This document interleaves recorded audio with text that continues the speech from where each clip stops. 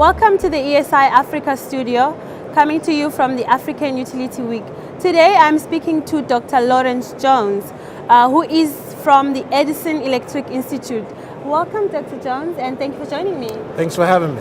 I understand that the energy for you is more personal when it comes to providing access in Africa.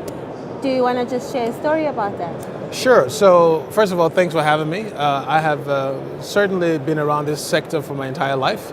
My father was an engineer himself in Liberia, and so I've been around the utility space for most of my life. And sadly, about 2 days before he passed, he called me to his hospital room in Boston, and he said, son, you have to do your best to help to contribute to electrify Liberia and to electrify Africa.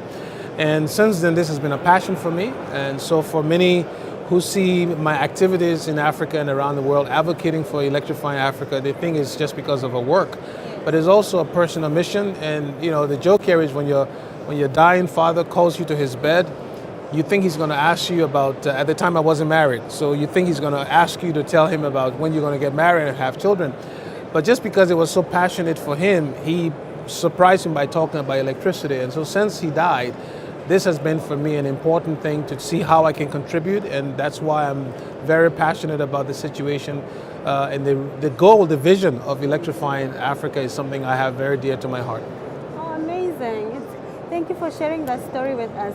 And now, most African utilities, I would say, they struggle to keep themselves financially viable.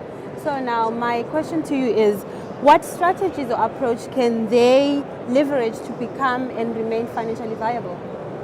I think in terms of becoming financially viable, there are a couple of things utilities in Africa can do. First of all, really understanding that utility financial viability is basically hinged on having a stable regulatory environment. And so being able to engage with the regulators and the policymakers in your country is very important. It's also very important to make sure you have the right operational and managerial skills in place. One of the things investors do not like is uncertainty, but they also do not like risk. So being able to understand how to manage risk in the context of whether it's regulatory and policy risk, but also risk in terms of how you run your enterprise. One of the emerging threats we see now is obviously the issue of cybersecurity. So being able to understand the potential impacts cybersecurity can have on your business in terms of business continuity, but also understanding some of the other risks as it relates to severe weather, the issue of resilience. So I think from a strategic standpoint, what utilities in Africa are beginning to do and should do more is to understand how do you engage with your stakeholders, meaning your regulators, your customers, and also how to be proactive in telling your story.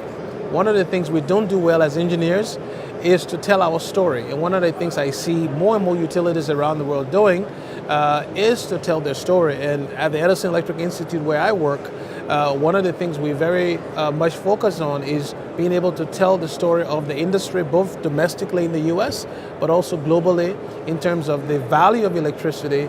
And the more utilities do that, the more customers will appreciate the benefits of electrification and what they're doing around the world. So speaking of resilience, we see that the energy mix becomes more diverse, and renewable energy as well as demand and supply landscape adapting to new technologies now. How do engineers and specialists remain relevant in this market? What is very interesting is that relevance is all contextual, depends on where you are in terms of your profession and how you go about telling your story about your profession. Now, as the world changes, engineers need to realize that the profession is not just technical. It also has some socio-economic aspects of it. And one of the things engineers can do, you talk about renewables, you talk about adapting new technology, you talk about mobility, using smartphones and all these new apps. Engineers need to adapt what we do and make what we do things that our customers can recognize. I always use the expression, or I give the example that if you can convince your spouse, your children to understand and explain to them the complexity of what engineering is, it becomes easier.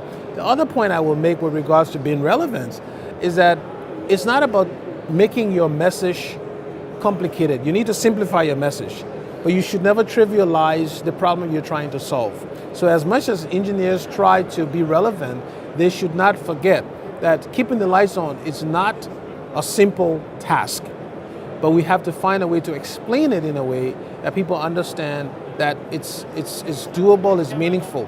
And the last comment I will make on the relevance is that electricity, in many cases, is about providing, the basic foundation for a modern society.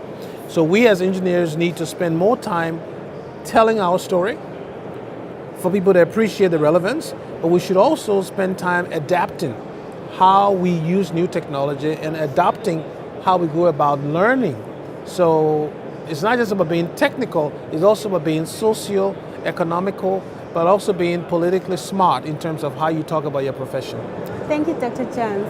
Thank you for watching. I'm Babala Pungani, copy editor of ESI Africa, coming to you from the African Utility Week.